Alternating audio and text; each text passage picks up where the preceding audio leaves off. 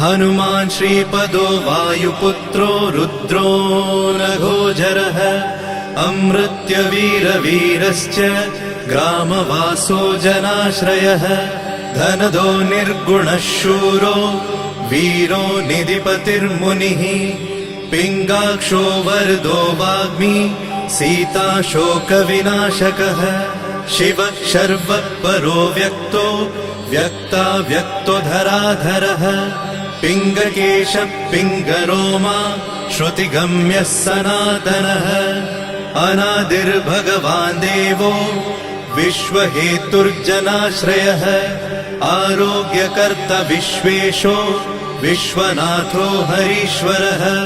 भर्गो रामो रामभक्तः कल्याणप्रकृतिस्थिरः विश्वम्भरो विश्वमूर्तिर्